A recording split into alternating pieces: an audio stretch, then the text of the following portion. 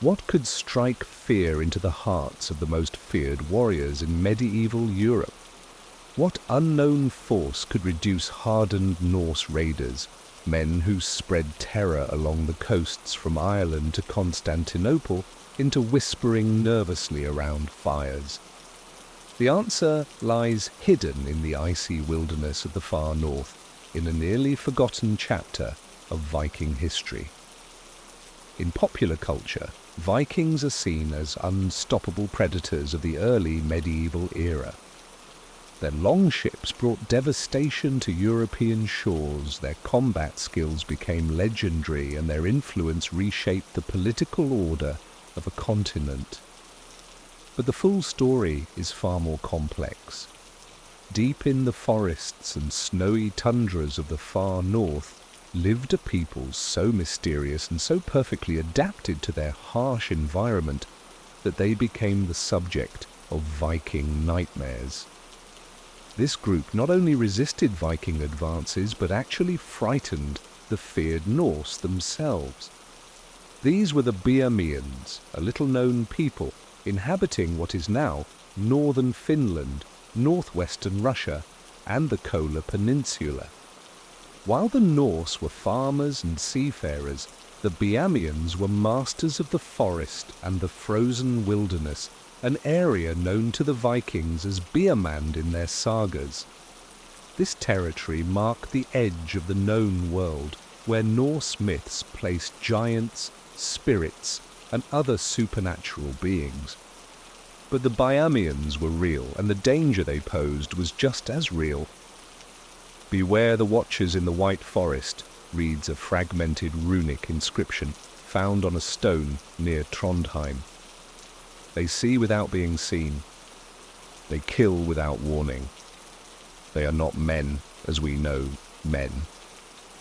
This eerie message, dated around 950 CE, offers a rare insight into how deeply the Biamians unsettled the Norse. It shows a fear that contradicted the Vikings' image of themselves as fearless warriors, a fear that influenced their expansion and trade routes for generations.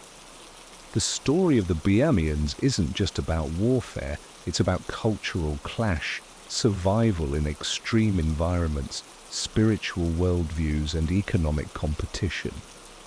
It demonstrates how a smaller group of people could successfully defend their land from one of history's most aggressive, expansionist cultures.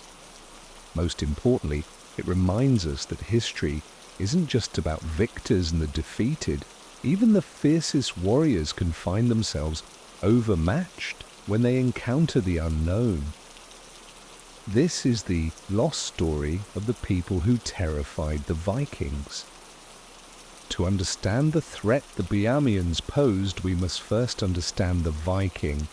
Danish warlords once threatened Paris, and Swedish merchants traded as far as Baghdad and Constantinople. Despite this wide reach, there were still regions the Vikings could not conquer, places where the terrain, climate, or local resistance made domination impossible. One such area was the dense forests and marshes that would later become Finland and northwestern Russia. Adam of Bremen, in the 11th century, described the land of Biamian beyond Finnmark as a place of endless snow and hardship, where people practiced unfamiliar arts. His description reflects the region's isolation and unique culture. The Vikings' usual advantages, ships, farming techniques, and familiar battle strategies, had little use here. The Biamians themselves are somewhat mysterious in historical accounts. They were probably related to the Sami and Finno-Ugric peoples of northern Scandinavia and the Kola Peninsula, but had their own distinct culture and social structure. Archaeology shows they lived a semi-nomadic life, following seasonal patterns of hunting, fishing, and trade. Unlike the Vikings' strict hierarchy, Biamian communities were more egalitarian, with leaders chosen for their skill, wisdom, or spiritual standing rather than inheritance or military power. The The conflict between Vikings and Biamians stands out because it reversed the usual power dynamic. Vikings typically dominated through speed, surprise, and fear, but in the far north, they were disoriented and weak against an enemy that seemed to emerge from the landscape and disappear again just as quickly. What made the Biamians so powerful? How did they turn the harsh northern environment into a weapon? Imagine the silence of a snow-covered forest in winter, where sound is both softened and intensified, and every snowfall changes visibility. The air itself feels frozen.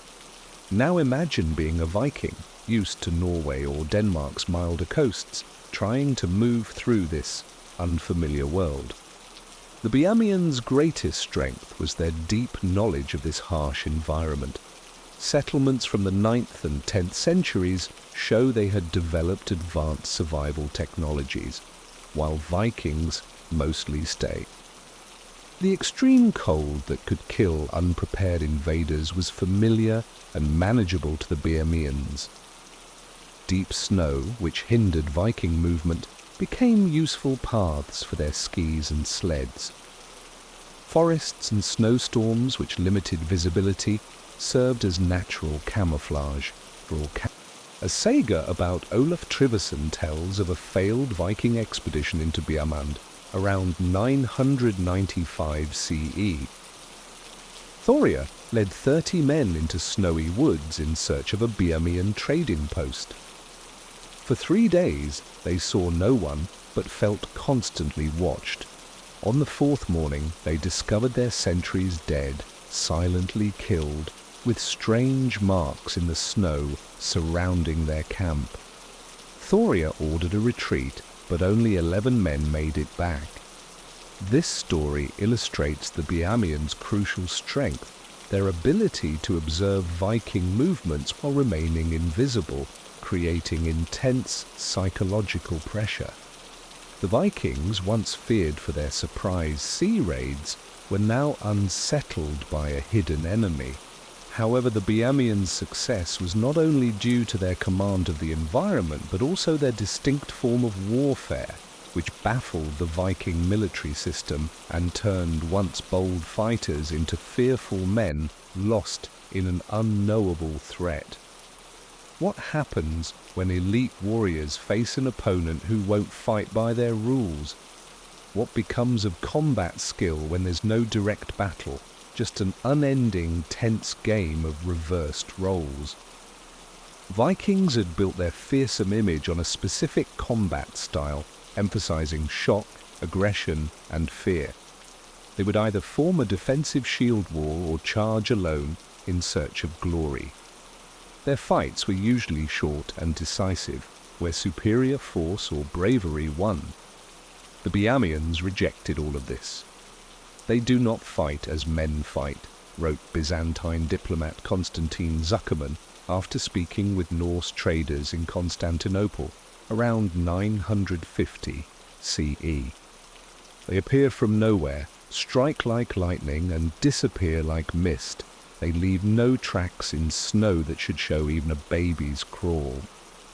Some claimed they could turn into wolves or bears, though this was likely myth. What's certain is that they turned their forests and mountains. The Biamian people were masters at turning their environment into both a weapon and a shield. They built secret paths through treacherous terrain, laid hidden pit traps along routes likely to be used by Vikings, and developed ways to cross frozen lakes and rivers that couldn't support the heavier Norse invaders. They also employed psychological warfare. The Biamians knew that fear could be more paralyzing than wounds. They deliberately created a sense of the supernatural, leaving behind strange signs for the Vikings to find, symbols carved into trees, carefully arranged animal bones, and the bodies of fallen Vikings placed in ritual-like patterns. This led many Vikings to believe the Biamians had otherworldly powers, but were these powers real, or were they clever tactics designed to exploit Norse superstitions? Consider the saga of Halfdan the Black, which describes an encounter around 870 CE. The Biamian warriors could move silently through fresh snow, kill sentries, and vanish before the blood had even cooled.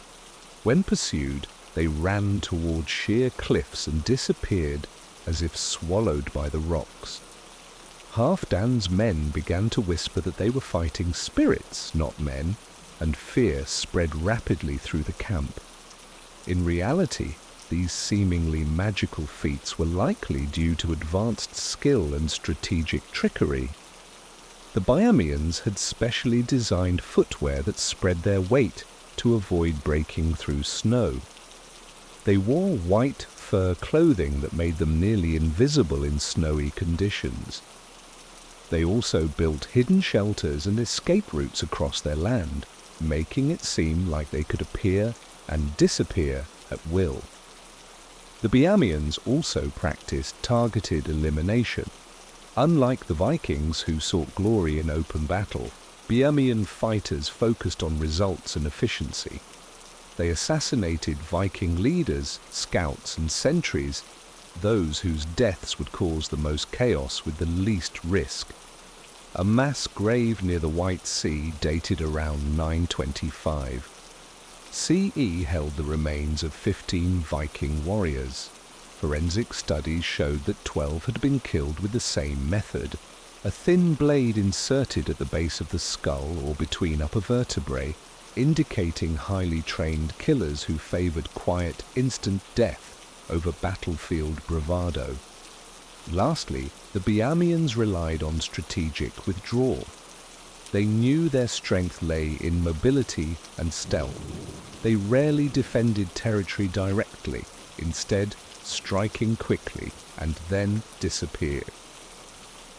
Archaeological findings from Biamian settlements reveal that they had training grounds where youth learned to move silently across different terrains and shoot arrows at small targets from various positions. These stealth warriors were so effective that they changed Viking behavior in the northern regions. Norse sagas tell of seasoned warriors who refused to enter Biamian lands, no matter the potential riches or fame. Some chiefs and kings had to offer triple the usual share of loot to convince men to join raids into Biamian, and even then, many deserted. But the Biamian resistance went beyond military strategy. Their entire culture, spiritual beliefs, social systems seemed crafted to unsettle and confuse the Norse, creating a psychological barrier as strong as any physical one. They waged a mental war through fear and superstition. Imagine the eerie feeling of being watched while alone in the wilderness, that creeping awareness, hair standing on end. Vikings in Biamian territory lived with that constant sense of dread for days or weeks, knowing any shadow could hide a lethal foe. This persistent tension wore down their morale and decision-making. The psychological element of the Biamian-Viking conflict may have been more decisive than any battle. The Biamians seemed to instinctively use what modern militaries call psychological warfare, deploying fear, uncertainty, and cultural confusion as weapons. The men speak of eyes in the dark, wrote Thorbjorn Horn Cloffey, who served in King Harold Fairhair's court around 900 CE. They feel the gaze of the forest people even when no one is there. Some claim to hear whispers in unknown tongues, carried by winds that should not speak.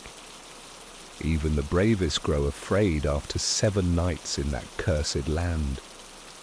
This psychological assault began with the deep disorientation Vikings experienced in Biamian territory. The Norse relied on coastline and stars and known landmarks to navigate. In contrast, Biamian forests and wintry, featureless landscapes stripped them of their bearings. The Biamians made it worse on purpose.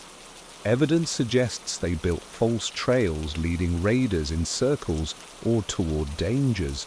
They changed or removed landmarks and even masked their own tracks while laying false ones that lured Vikings into ambushes. Yet their most powerful psychological weapon was their spiritual tradition.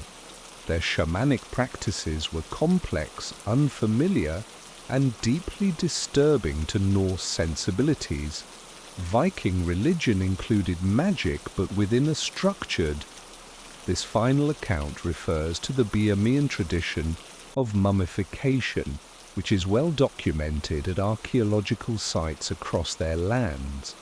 Unlike the Vikings, who usually cremated or buried their dead with grave goods, the Biamians developed preservation techniques for significant individuals. Bodies were dried with smoke and cold, treated with plant-based resins, and wrapped in birch bark and animal skins. These mummies were kept in sacred buildings on the outskirts of villages, not hidden away. They served as spiritual protectors and advisors, accessed through elaborate rituals led by shamans. To the Vikings, these practices seemed unnatural. Living among the dead violated the natural order. Norse beliefs maintained strict separation between the living and the dead. The sight of preserved Biamian ancestors with their dried skin, empty eye sockets, and eerie expressions suggested a disturbing break from the usual rules of life and death. Even more unsettling were the Biamian shamanic rituals. Archaeological finds include ritual drums, animal masks, and small sculptures showing transformations between human and animal forms. These align with saga reports of strange ceremonies that Vikings sometimes witnessed or observed from hiding. In one such account from around 920 CE, the saga of Egil Skala Grimsson describes a scene by firelight. A Biamian shaman wore a bear skull on his head and a glowing white fur cloak. He beat a painted drum, and as the rhythm intensified, others began to convulse, foam at the mouth, howl like wolves, and crawl on all fours. Egil's men fled in fear, convinced they had seen people turning into animals. Today, anthropologists interpret these as trance ceremonies like those of other northern peoples. Participants likely entered altered states through sound, movement, and possibly psychoactive plants or mushrooms, not literal transformation. But to the Vikings, these rituals blurred the line between human and animal in a deeply disturbing way. Norse myths included shapeshifters like berserkers, but those were rare and individual. The communal nature of Biamian transformations was far more unsettling. The Biamians seem to have understood the psychological effect this had on Viking observers and used it to their advantage. Archaeological evidence shows spirit posts, wooden pillars carved with human and animal faces placed along paths likely taken by Viking raiders. These acted as both territorial markers and spiritual warnings. Most strikingly, the Biamians staged what could be called supernatural encounters, deliberate A.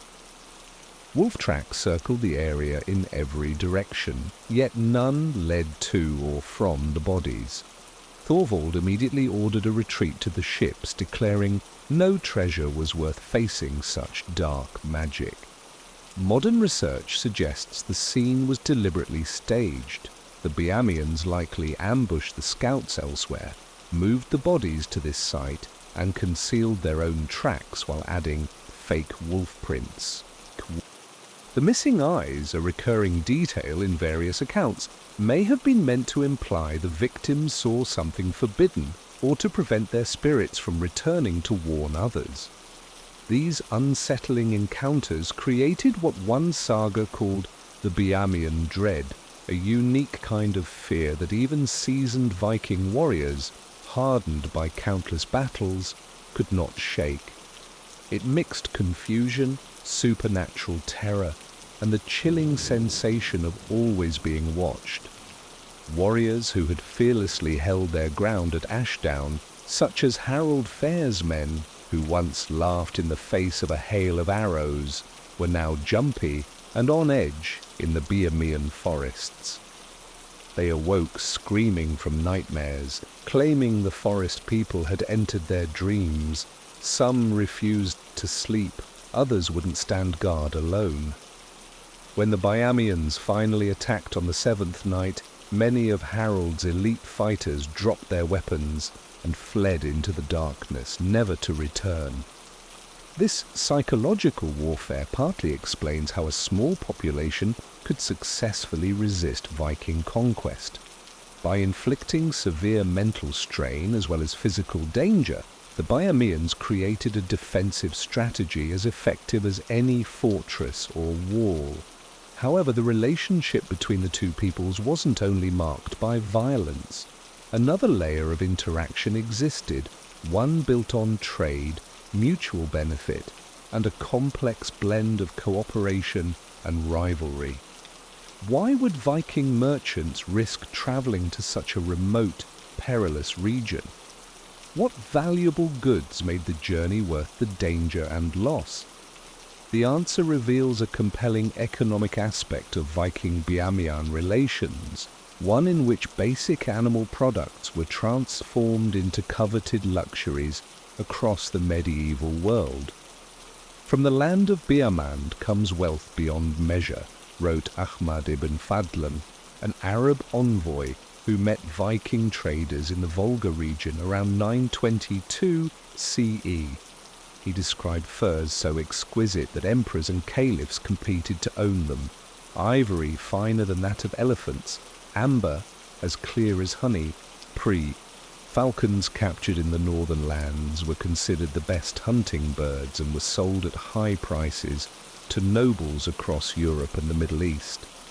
The Biamians also traded in rare and unusual items. Archaeological evidence shows they gathered and processed specific fungi, plants, and animal products believed to have healing or magical qualities. These included charger mushrooms that grow on birch trees, prized for boosting the immune system, angelica root used for treating breathing problems, and castoreum, a secretion from beavers used in perfumes and medicine. This lucrative trade caused underlying conflict in Viking-Biamian relations. The Norse desired these valuable goods and wanted to control their distribution to global markets, but reaching the source areas was extremely dangerous due to strong Biamian resistance. This tension led to three main forms of economic interaction. The first and most peaceful was direct trade at organized market locations. Archaeological discoveries show several trade outposts on the borders between Viking and Biamian lands. At places like the site at Stialoga, near modern St. Petersburg, evidence indicates both groups lived side by side during certain times of the year under shared trading rules. One saga describes how in the season when ice starts to melt, the Biamians arrived at the lake with 20 sleds full of furs and ivory. They camped on the east shore and traded peacefully for 9 days. Both Biamian shamans and Viking priests declared this period sacred. No violence was allowed, and violators were sacrificed to the gods.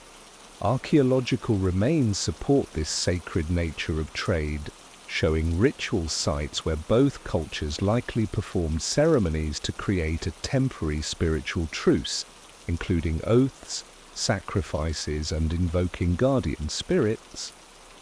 The second form was indirect trade through middlemen. To avoid the risks of direct contact, many Viking traders chose to deal with intermediaries who specialized in northern goods. These go-betweens were often people of mixed background or small tribes friendly with both sides. A Norwegian merchant around 150 CE wrote that the Kurilians brought Biamian goods to the winter market at Aldiguborg, demanding only the purest silver, and the most well-known of these expeditions is found in the saga of Olaf Tryggvason, which recounts a raid led by the Norwegian king around 995 CE. Olaf sailed 3 ships into the White Sea in search of the legendary Biamian treasure house, rumoured to hold furs and ivory worth a king's ransom. His guide, a man of mixed ancestry named Thoria, brought them to a sacred clearing where a mound as tall as 2 men stood. Inside, guarded by fearsome carved idols, was a vast hoard of wealth accumulated over many trading seasons.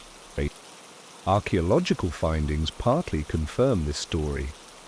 Near the White Sea coast, a large 10th century storage site was discovered with remains of a wooden building used to store trade goods.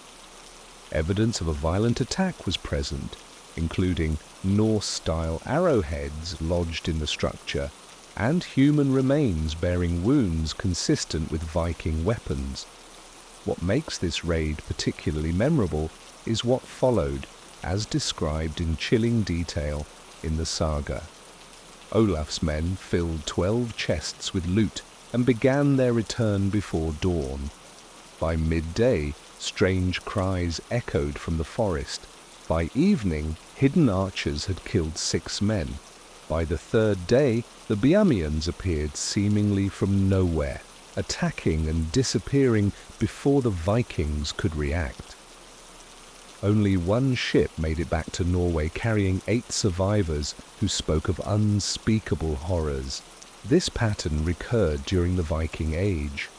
Norse raids on Biamian trade centres sometimes succeeded initially, but they were consistently followed by devastating retaliations, making such assaults unsustainable. Over time, most Viking leaders accepted that trading, even under unfavourable terms, was better than risking annihilation. This trade relationship reveals a surprising balance of power that contradicts the usual portrayal of Norse supremacy. Despite their military strength and vast trade networks, the Vikings were unable to dominate the northern trade routes. The Biamians, through environmental expertise and effective resistance, preserved their economic independence throughout the Viking Age. This economic context is crucial to understanding the conflict.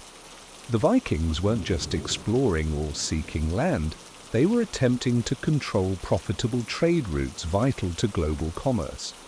The Biamians weren't simply defending territory, they were safeguarding their role as gatekeepers to some of the medieval world's most valuable luxury goods.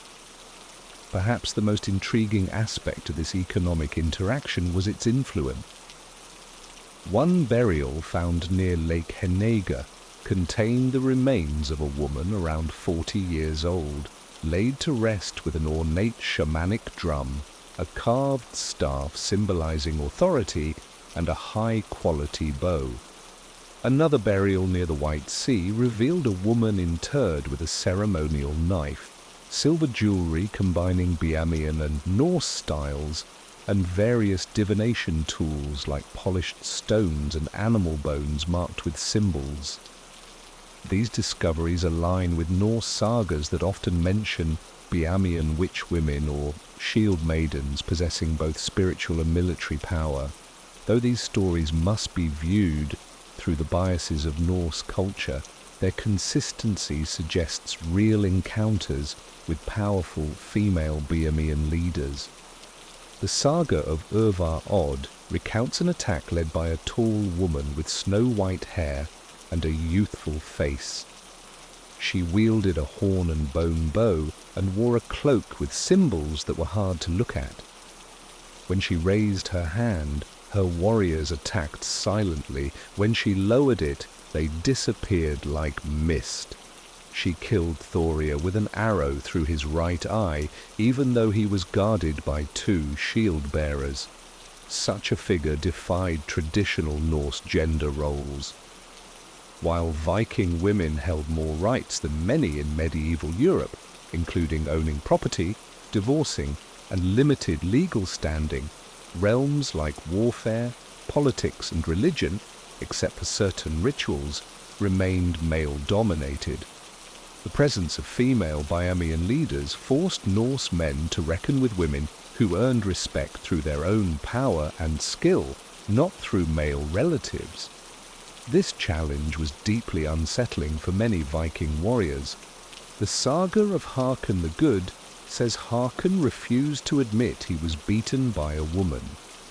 Survivors said the Biamian witch queen planned the ambush and fired the fatal shot, but Haakon claimed they fought spirits that only looked like women.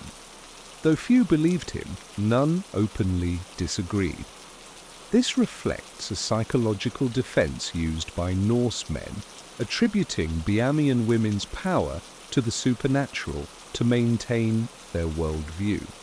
By labeling them as witches or spirits, they could explain their losses without acknowledging real female strength. Archaeological evidence shows Biamian women held authority, especially in spiritual roles, trade, and defensive warfare. Shamanic tools in graves show their religious importance.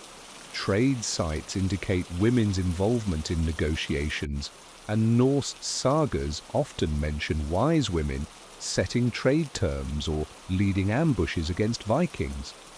One merchant's account in the Harbuk describes archaeological findings from Viking settlements with strong northern trade ties reveal gradual changes in gender roles during the 10th and 11th centuries, with women increasingly taking on important roles in certain areas of commerce. However, the most significant influence of Biamian gender norms on Norse culture is seen in the changing portrayals of shield maidens and Valkyries in sagas. While female warriors had always been part of Norse mythology, earlier depictions presented them as either purely mythical beings or unusual women temporarily taking on male roles. In contrast, later portrayals, especially in areas with Biamian contact, describe them more realistically as women who possessed both combat skills and spiritual power, much like real Biamian female leaders. Archaeologist Inga Hawans Doyer argues that it is no coincidence that Norse stories about powerful women expanded precisely during the time of intense contact with Biamian culture. The Valkyrie transformed from a simple battlefield spirit into a complex figure navigating between worlds, wielding both weapons and magic, mirroring the Biamian shamanic leaders the Vikings encountered. This cultural exchange is a major, often overlooked, part of the Viking-Biamian relationship. Beyond warfare and trade, the two societies clashed over differing views on gender roles. The evidence indicates that Biamian ideas had a deep effect on Norse beliefs, gradually challenging and reshaping traditional Viking views of gender. But the most intense clash between these cultures came not through gradual influence but direct warfare, through a series of large-scale battles that would determine dominance in the north. What happens when an unstoppable force meets an immovable object?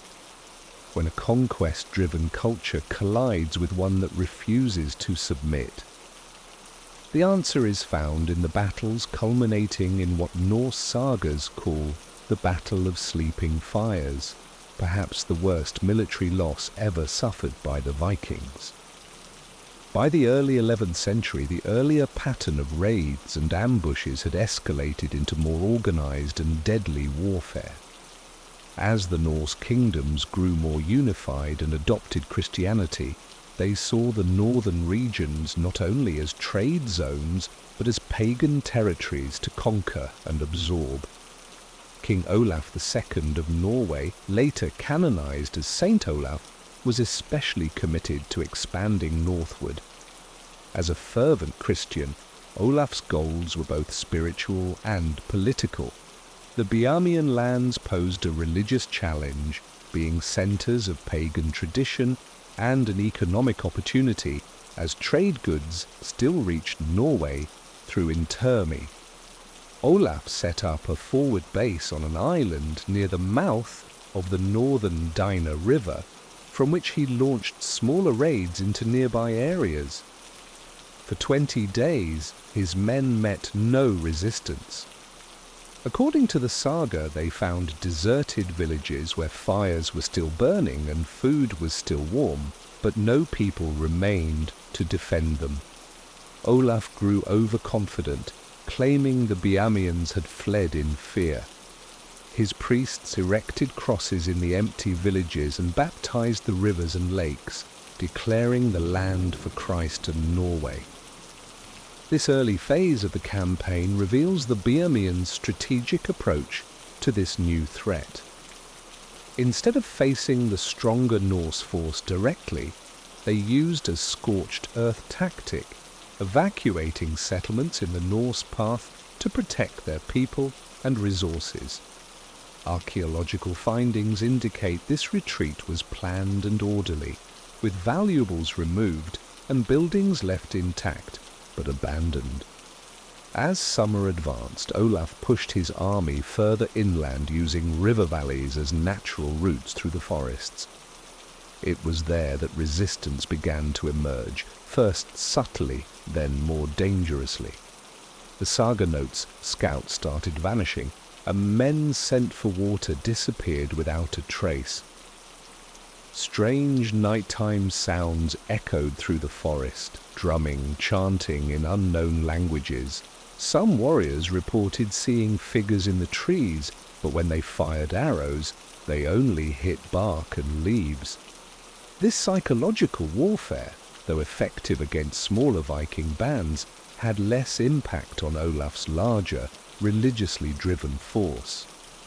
Olaf viewed the events as demonic interference, using them to strengthen his men's Christian resolve. He had priests bless the camps with holy water and led prayers twice daily.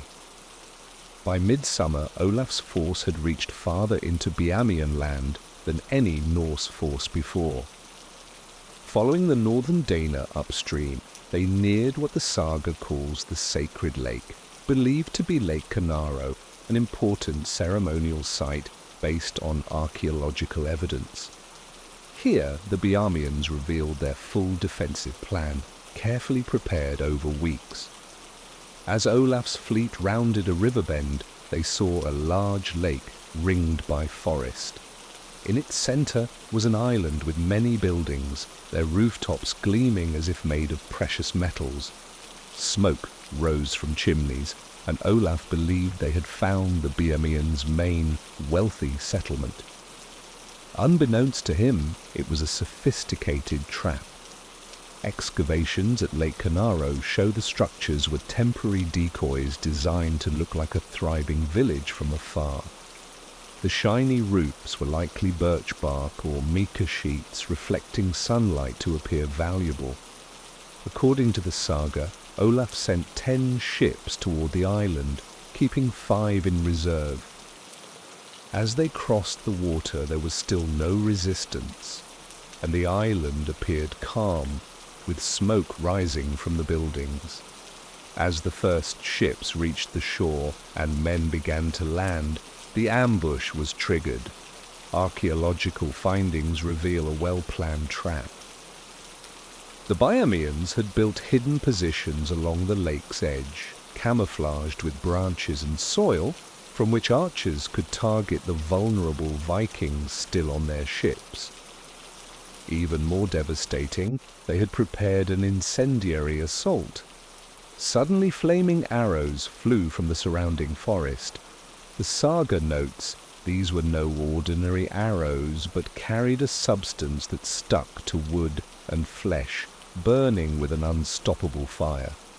At the same time, warriors emerged from hidden entrances in the seemingly abandoned buildings on the island, trapping the Vikings between two forces.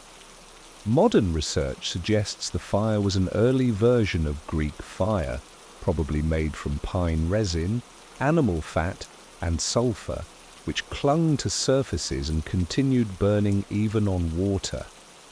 Excavations have uncovered ceramic vessels likely used to store such mixtures, along with special arrowheads designed to carry flammable substances. The tide of the battle quickly turned. The Viking ships caught fire, forcing men to leap into the water, where Biamian archers picked them off. Those who made it to the island encountered more fighters coming from underground tunnels, a known Biamian tactic found at other sites. The saga says the king ordered the reserve ships to rescue the men in the water, but as they approached, more flaming arrows struck, burning 3 ships to the waterline. 2 others rescued some survivors and fled toward the river's mouth. Olaf, seeing the battle lost, ordered a retreat, but his remaining ships found the river blocked. Archaeological evidence supports the claim that the Biamians had felled trees into the river mid-battle, forming a barricade that blocked escape. This forced the surviving ships into a narrow channel, where they were exposed to more attacks from the riverbanks. As night fell, the woods around the lake lit up with flames. The saga tells of hundreds of torches moving through the forest, revealing the size of the assembled Biamian force. War drums echoed, and shamans danced wildly around massive bonfires invoking spirits.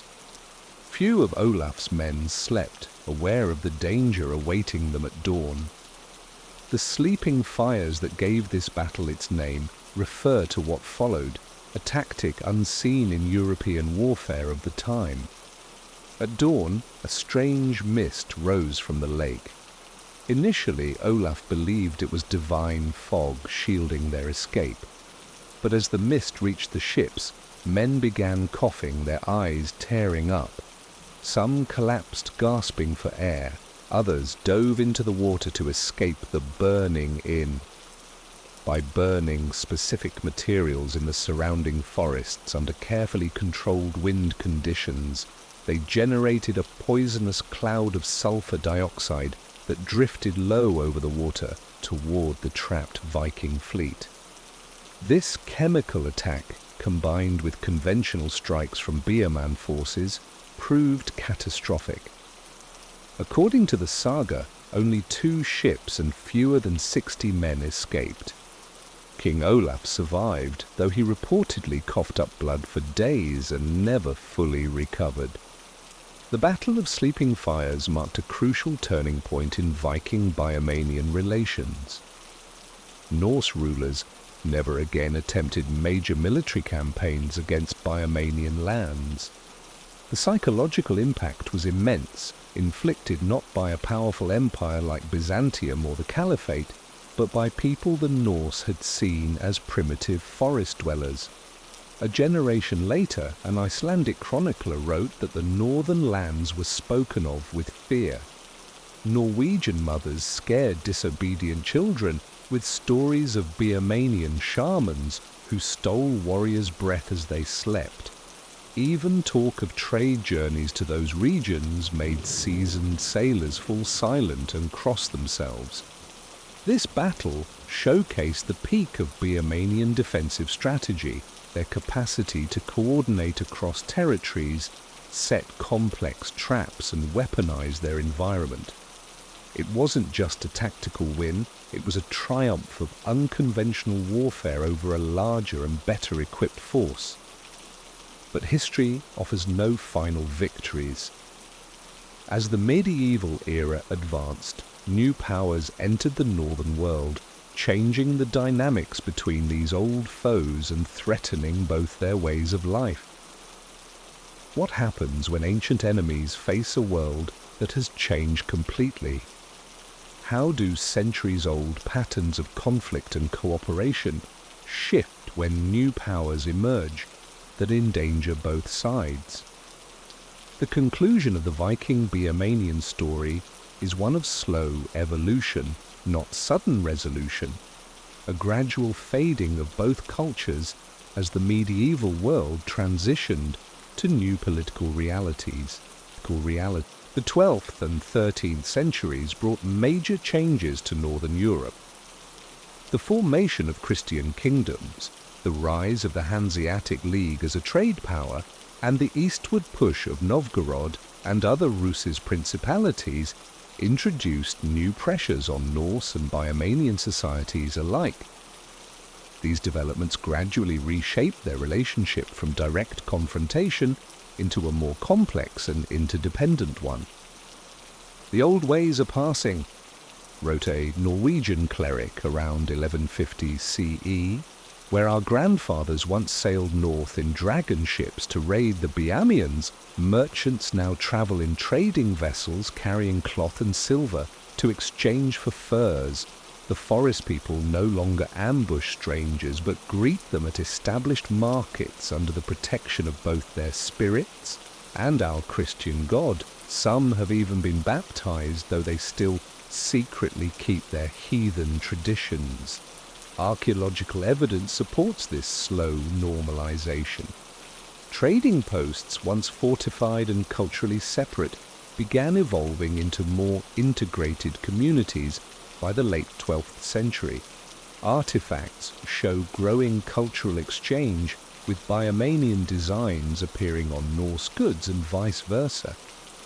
Christian churches emerged in formerly Biamian areas, often blending local spiritual elements.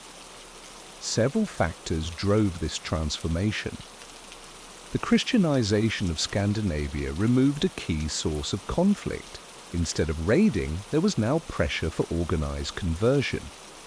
Meanwhile, the formalization of trade through medieval Europe's developing market system created more stable economic ties. Lastly, external threats made old hostilities impractical.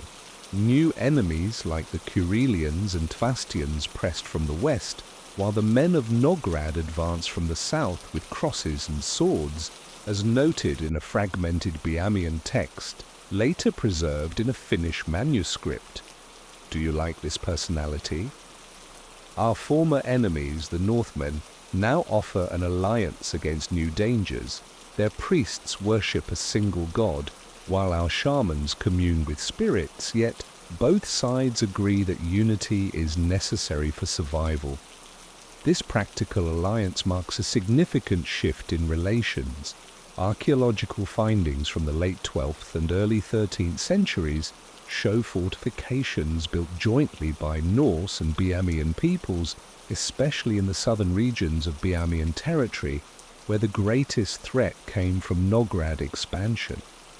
Despite such efforts, both cultures were under growing pressure from the evolving medieval world. By the mid-13th century, the Viking era had effectively ended as Norse societies became part of mainstream European politics. The earlier lifestyle of raiding and trading gave way to centralized medieval kingdoms rooted in Christian values. The Biamians faced even greater challenges. Their semi-nomadic lifestyle, shamanic beliefs, and decentralized structure clashed with the bureaucratic demands of rising states. As Christianity pushed north, their sacred sites were either destroyed or repurposed. Trade regulations marginalized them as independent suppliers of northern goods. A Hanseatic merchant in 1230 CE noted that the elderly Biamian woman leading a trading group brought fewer furs each year, explaining that her people had to travel farther to find sable and fox, now mostly found in territories claimed by Novgorod, where her hunters were treated as trespassers on ancestral lands. This account reflects the mounting environmental and territorial pressures constraining the Biamian way of life. Archaeological records show their settlements becoming more fixed and concentrated, likely a response to lost hunting grounds and the need for defense. By the late 13th century, the unique Biamian identity was being absorbed into other cultures or overtaken by expanding states. Some Biamian communities were integrate. The Old Norse religion gave way to Christianity, though many traditional beliefs and customs continued in altered forms. A Norwegian merchant writing in 1340 CE recalled how his grandfather told stories of the Biamian witch women who could summon storms and turn into wolves. As a child, he was frightened by these tales, but now he regularly trades with the northern people. They are Christians like him, though they keep unusual customs and speak a strange language. It's hard to believe they are the same people who once defeated King Olaf's powerful expedition and drove his warriors into retreat. This account reflects how, over time, the once intense conflict between these groups faded from memory. As generations passed, the vivid events of Viking confrontations with the Biamians became legend and myth. In Norse writings, the Biamians were eventually confused with other northern groups. Their distinct culture and resistance methods were gradually forgotten, but signs of that past still remain in archaeology and folklore. And Biamian influence can still be seen in spiritual rituals, artistic styles, and how northern people adapted to their environment. Some of the Biamian resistance tactics were later absorbed into the military traditions of northern cultures. Most importantly, the story of Viking-Biamian interaction challenges the simplistic view of Norse expansion. It shows that Viking dominance was not absolute or guaranteed. Even at their peak, the Vikings faced opponents who successfully resisted them through superior adaptation and clever, unconventional strategies. Historian Alina Quasminan argues that the Biamians' real legacy is not in monuments or written histories, but in showing that survival doesn't always require winning traditional battles. They never defeated the Vikings in direct combat or invaded Norse lands. Instead, they made conquest too costly, forcing the Vikings to compromise. This allowed the Biamians to keep their independence and culture for centuries, even while facing one of history's most aggressive, expansionist forces. Their example helps us understand how smaller societies have, throughout history, resisted larger powers through smart, indirect methods. The Biamians proved that effective resistance doesn't require matching strength with strength, but using the enemy's weaknesses against them. As we conclude this look at the forgotten tribe that once frightened the Vikings, we find a story far more complex than typical tales of conquest. The Biamians didn't win through invasion or occupation. Their success was in preserving their freedom and way of life against the odds. In the icy forests of the far north, they built a world that even the fearsome Vikings hesitated to enter. By mastering their environment, using asymmetric warfare, psychological tactics, and unsettling cultural practices, they turned their weaknesses into formidable defenses. In doing so, they authored a powerful story of resistance that deserves remembrance alongside the more famous sagas of Viking conquest. Though the Biamians, those watchers in the White Forest, have largely vanished from historical records, their legacy lives on in northern culture and in the valuable lesson they offer. Even the mightiest empires can be resisted by those who understand their land and are determined to defend it.